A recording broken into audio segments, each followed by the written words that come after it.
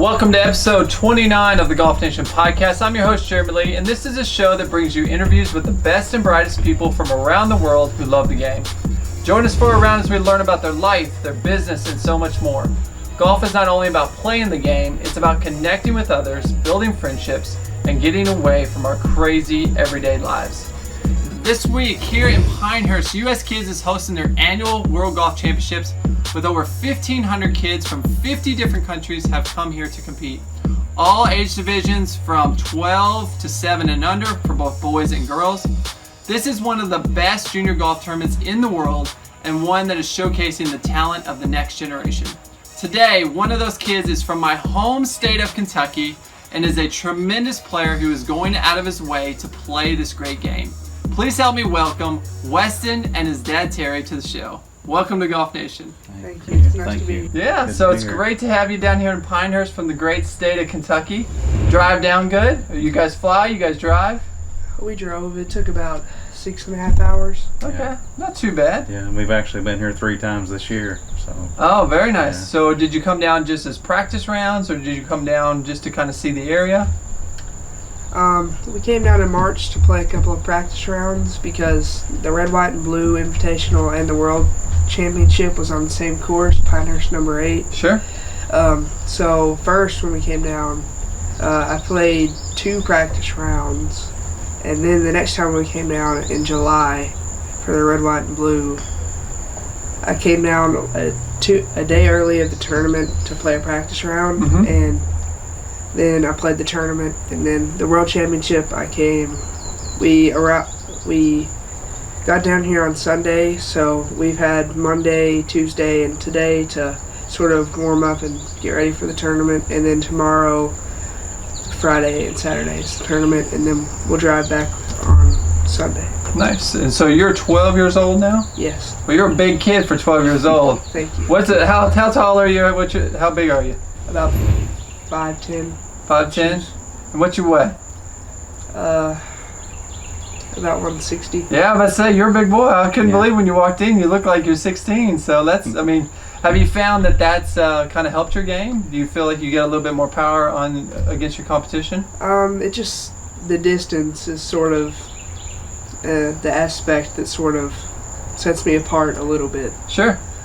but not a whole lot though. All right. Short game good? Putting good? My putting has been pretty well this year. My short game has always been another part of my game that's been pretty well. And my short irons have been a lot better this year. Gotcha. Well, Dad, Terry, have you played the game for a long time? I probably started playing a lot of recreational golf when I was about 16. Okay.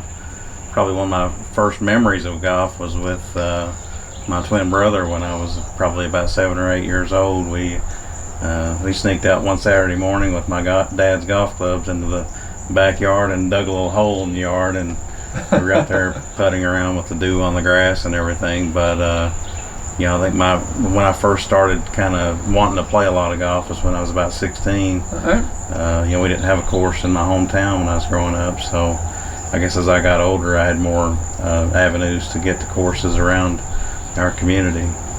Very nice. And so, is Weston an only child? Yes. Yes. Only child. So you get to focus on that. So sometimes, when you have just the one child, you can kind of give him all the opportunity in the world, which is great. I came from a family of 4, and I was the baby, so that didn't turn out so well. Well, I can relate to that. I was the youngest of 4 boys. So, Yeah.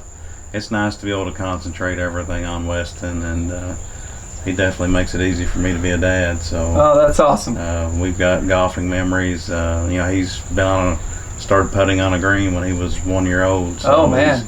He's always been around a golf course. Yeah, so let's get into kind of how you got started and kind of how you've kind of progressed to where you are today. We have a lot to talk about with the World Championships and why you're here in Pinehurst, but kind of give us kind of a journey of, you got started obviously when you were 1, you're putting, kind of just putting it in your hands. Did you always love golf? It just felt right whenever I picked up the club and started putting with a plastic putter. It always appealed as a fun sport to me, and it was a little bit more challenging than the other sports, I think. So I needed a little bit of a challenge, and to have fun at the same time. I really love this sport. It's definitely my favorite. Do you play other sports as well? I used to play basketball and baseball, but I recently, about a year and a half ago or two, I started only focusing on golf. Yeah, with your size, I'm sure there's a bunch of Kentuckians going, man, you should have played ball. I could have played for UK. That's all right. You can play a different type of ball. You play with a little white ball, and we play for UK. That'd be all right. Well, when you started playing and you started getting into the game, when did you know that, hey, I really got a chance of being good at this game?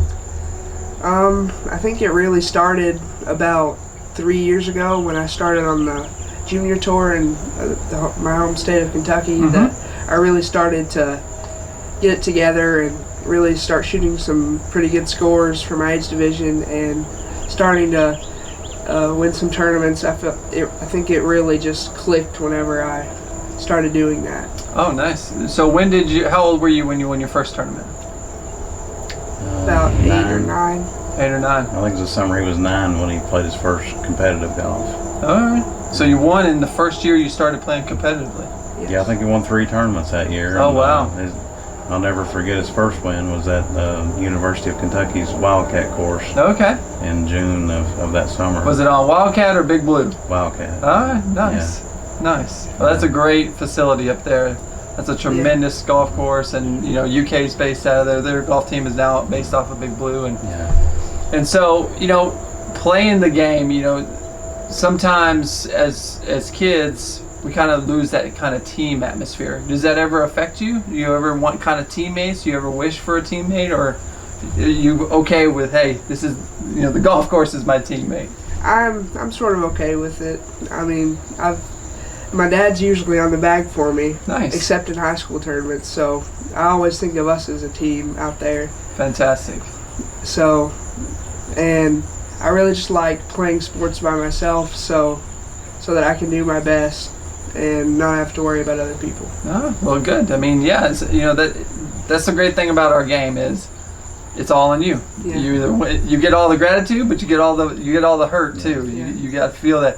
And that's one thing about this game is it can hurt your soul, right?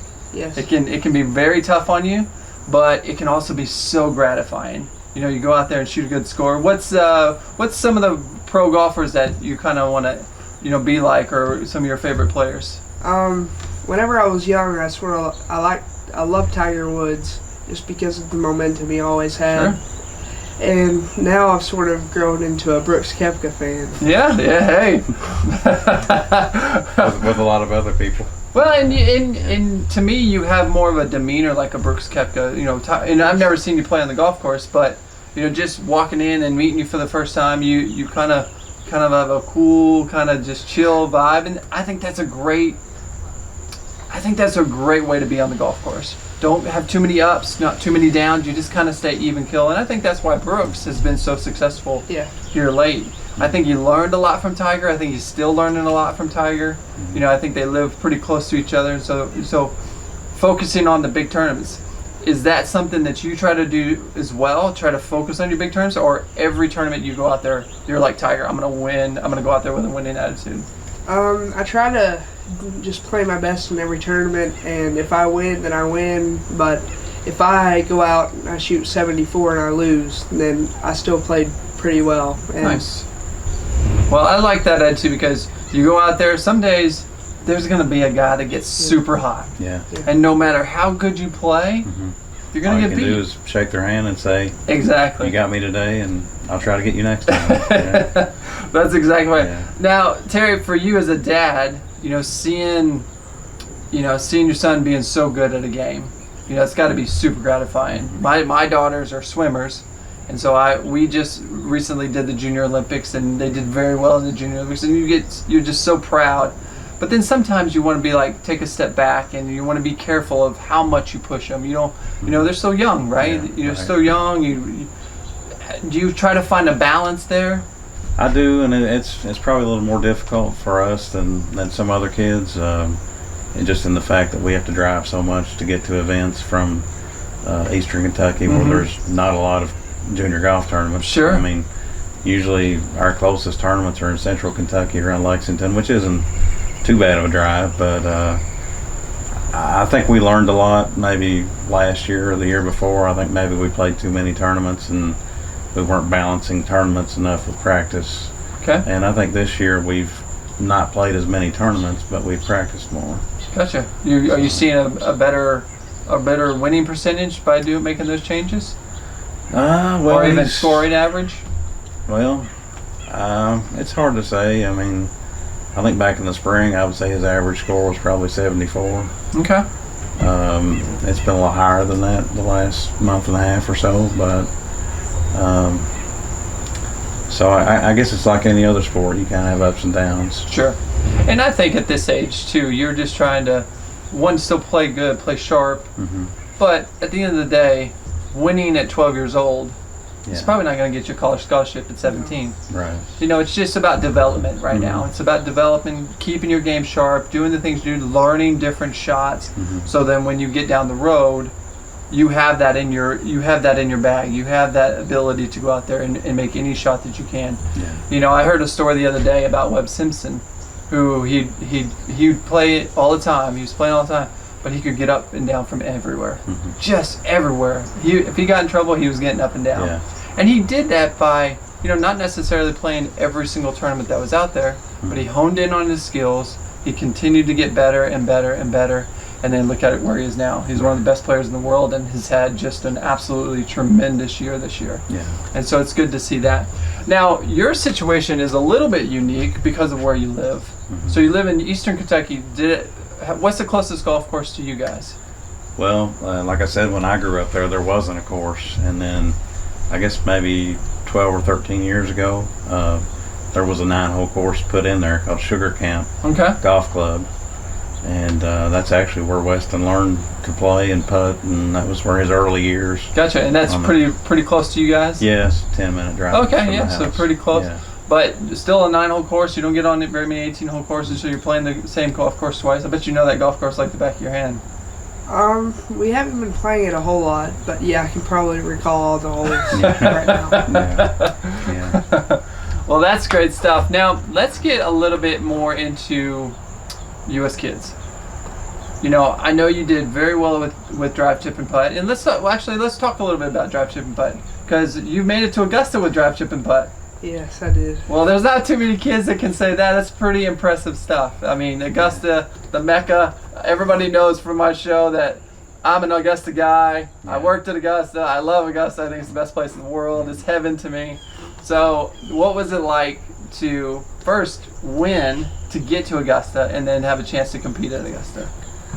In my regional qualifier, I didn't think I qualified actually, but because I only got 91 points, which is a little low, but the scoring conditions that day it was tough, hard, right? It was tough. It was a windy, rainy day, cold. Yeah, it was. I'd say it was late October. It was cloudy. It was probably about 50 degrees. It was, and I thought I was beat whenever I got off of my last competition, which I think was putting, because 91 usually will not win the qualifier. It's usually about 120. It's usually about 130 from where I come from. Gotcha. Okay.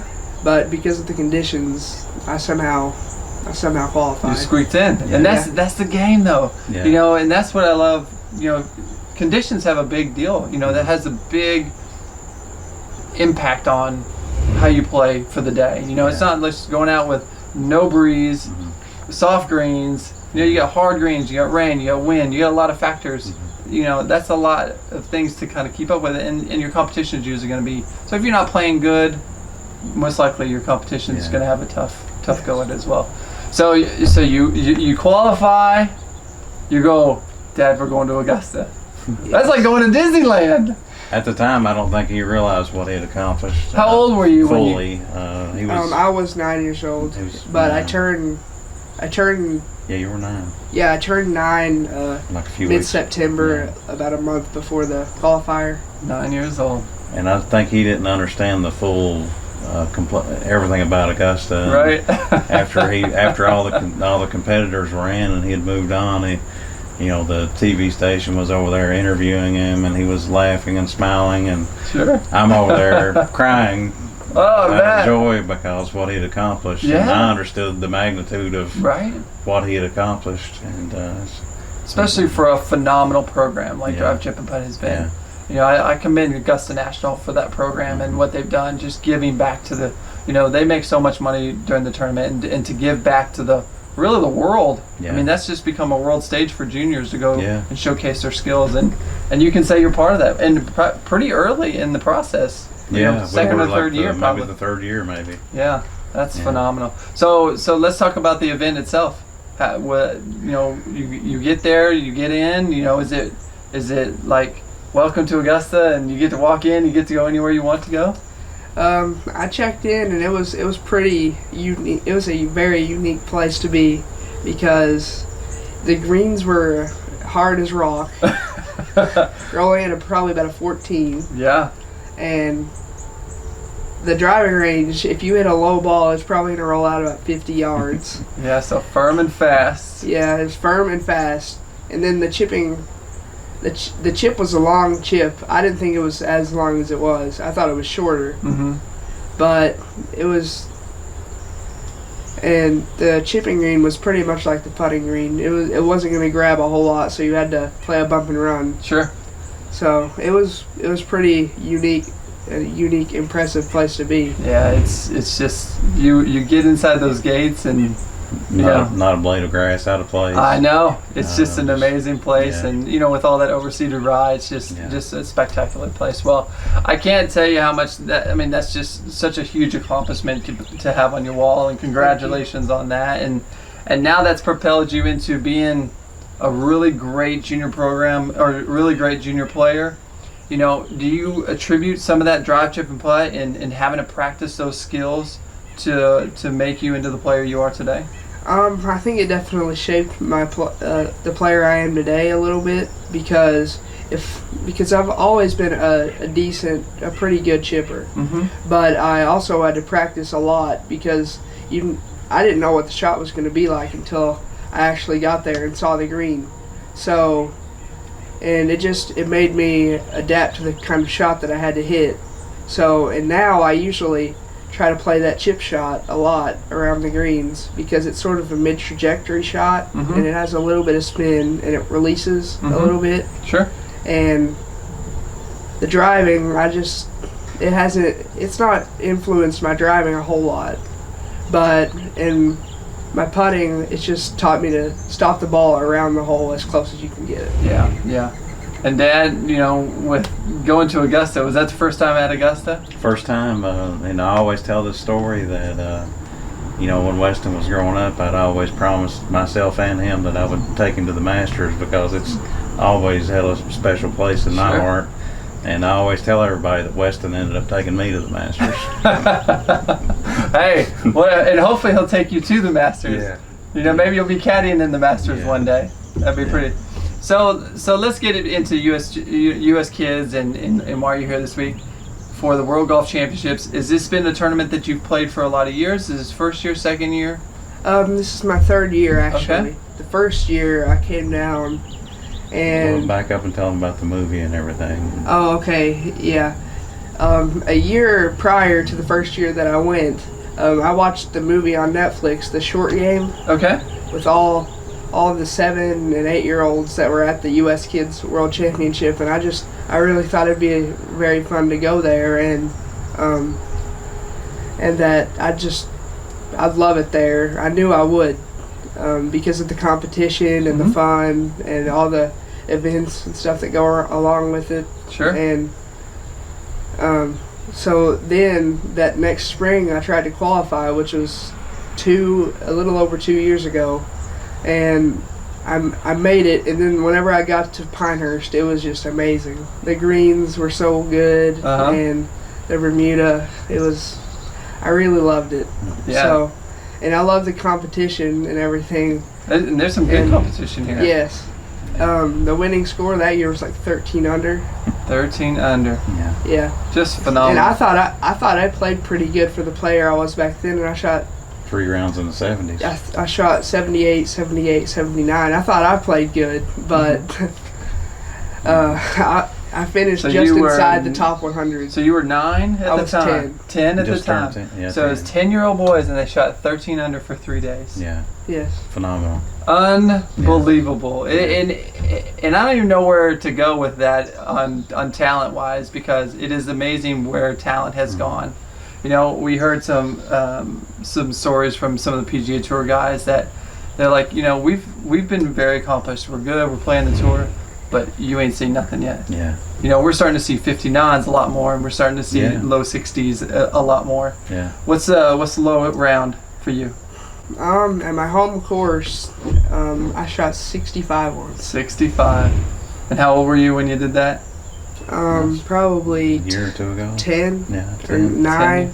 Unbelievable. I think 66 is my best score, and I was 21 or 22 when I shot that. Yeah. So that's phenomenal stuff. Well, I'm kind of looking at the schedule of events. This tournament, you were talking about all the things that goes on with this tournament.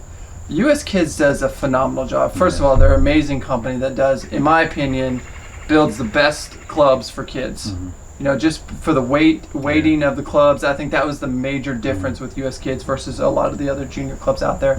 But now to expand and create this World Golf Championship, and I don't know how many years they've been doing this, but 20. This is the 20th year. Yeah, I anniversary. knew it had been quite a while, but and then they buy Longleaf, and now they've basically hosted here in the Pinehurst area, and us being in Pinehurst area and being in the golf business, I mean, we're just ecstatic to see the growth of the game and kids coming from 50 different countries. Yeah.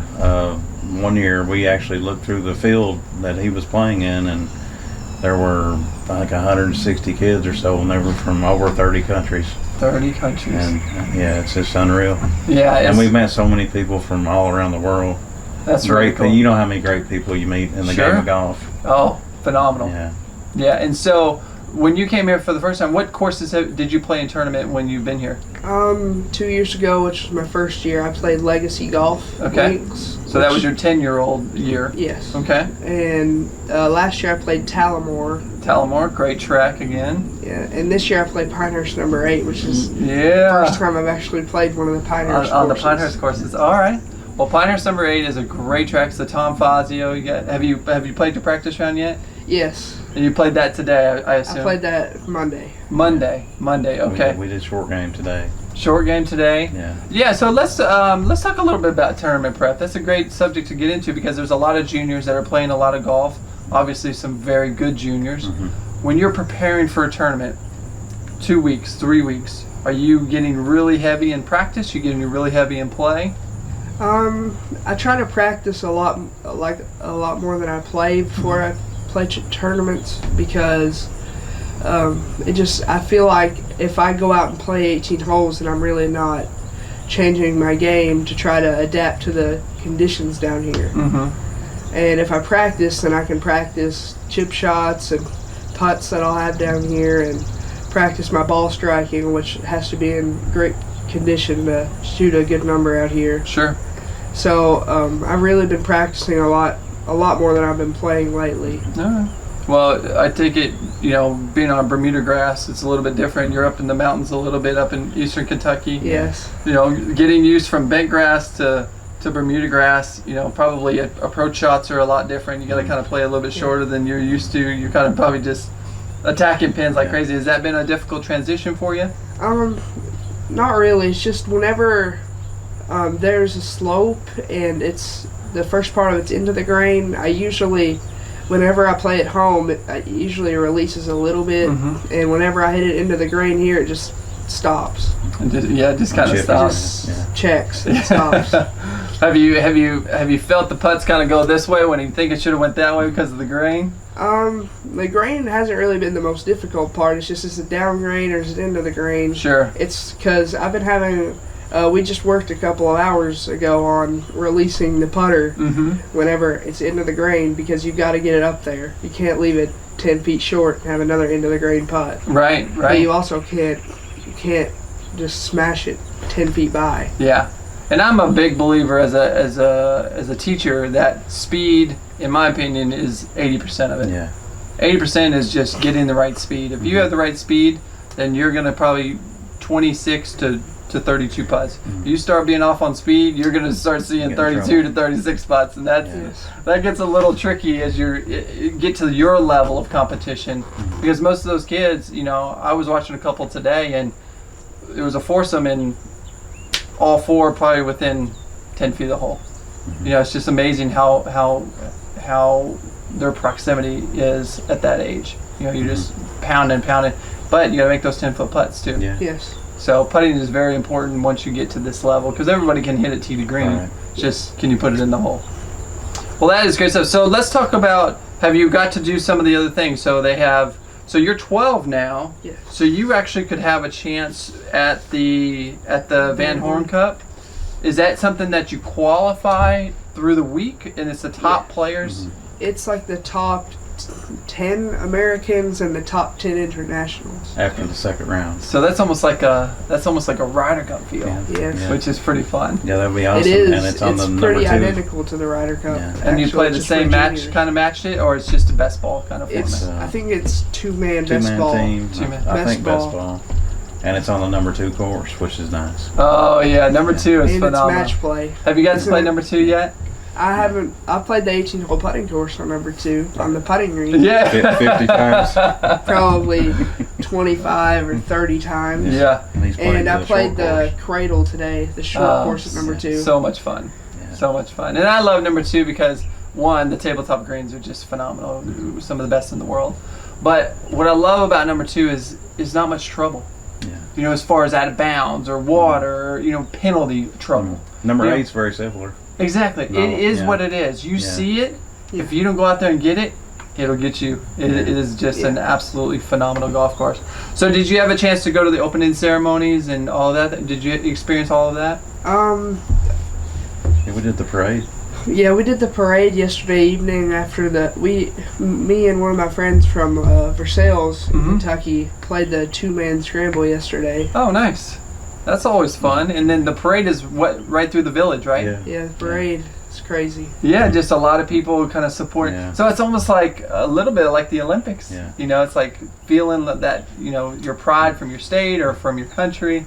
I just love that US Kids does that because, like I said, it just can't be all about work. Yeah. It can't just be all about the grind on the golf course. It has to be about enjoying the moment, enjoying the fun, you know, feeling good about yourself, you know, accomplishing, you know, just to get here. Did you actually have to qualify for this event, or is it open to anybody who signs up? We had to qualify. We had to be most of the people here were the winner of their local tour Okay. at some major city throughout Wow. the world. So it takes a lot to get here. Yeah, and we've always qualified through Charleston, West Virginia. Okay. Kentucky just recently got a U.S. Kids Tour, a year or two ago? It started last year. I believe. Yeah. But due to scheduling and stuff, we've had to continue doing the Charleston, West Virginia. And another nice thing is how the kids get to actually register over in the number 2 clubhouse, so they're treated just like the pros. Sure. Yeah. So they try to give them that professional experience and Yeah. coming in. Yeah, and they're just building clients. They're building future clients in the you know, when they come back as adults. Because if you treat somebody well, you're gonna remember that, right? Yeah. And I love that about this game too. Is it's always about respecting each other. It's always about respecting your competitor. We were talking earlier about, you know, if somebody just has a tremendous round, and you played really well that day, but they just got a little hotter. Yeah. You know, they got hotter with a flat stick, or they shot a better score. You can't be upset with that. You can't be upset with yourself. You know, it's just about, hey, congratulations, great playing, and show that, you know, that spirit of sportsmanship. I love that about our game. Well, give me one thing. You know, there's a lot of juniors I hope that'll be watching the podcast or listening to the podcast. Give them one reason they got to come here. That why it's worth all the work and all the dedication and to come here and play in the Pinehurst area. The enjoyment. Enjoyment. The enjoyment of just going and just having fun at number 2, and just that 18-hole putting course really it's tricky, but it's fun. It's a big putting green, isn't it? Yeah. Did you tap the putter boy? Not yet. We've You taken gotta get some love from the Yeah. putter boy. You gotta get that good luck, get that good juju. we get the picture with the Payne Stewart Sure. statue and all that stuff. It's just all kinds of different memories that, you know, we'll have from now on, and hopefully someday Weston can share those memories with his kids. Yeah, just incredible stuff. Well, I'm sure you've made a lot of friends, maybe guys that you're going to see for years and years and years, maybe playing college golf one day. That'd be pretty amazing. Yeah, I've made quite a few friends on the junior golf tours that I played on. Oh, that's great stuff. Well, I can't thank you enough for coming in and talking to us. Any future goals? You know, you got goals set for yourself? Dad, you got goals set for him? I want to play on the PGA Tour when I grow up. I love it. Love it. Dad, how about you? Are we going to caddy all the way through the PGA Tour? As he gets older, he's going to need a better caddy than me. Well, if you got 10 years on his bag, you'll know his game pretty well. Yeah, so I think I'm kind of just along for the ride, and you know, I enjoy it all, and we're both extremely competitive, but we enjoy it.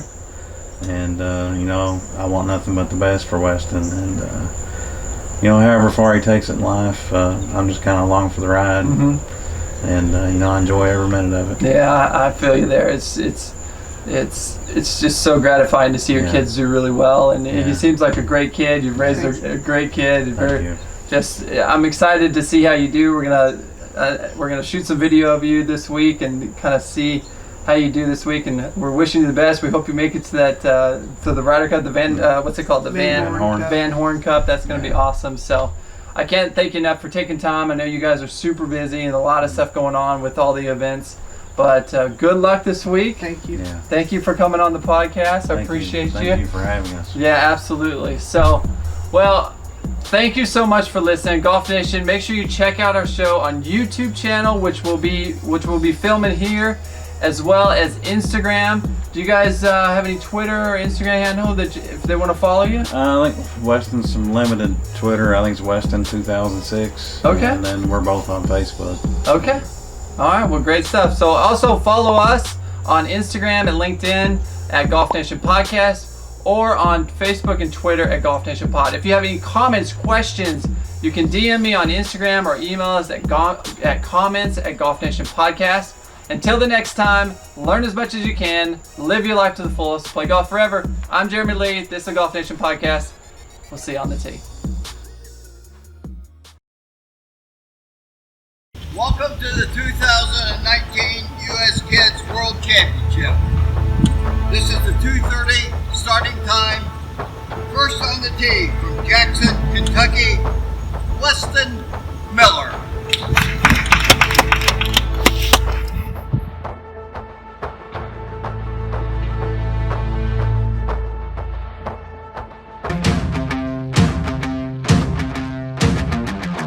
Hey!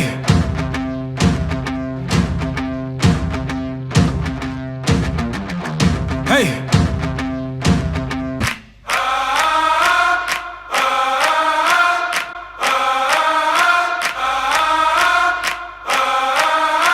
When it all goes down, I'm gonna run this town.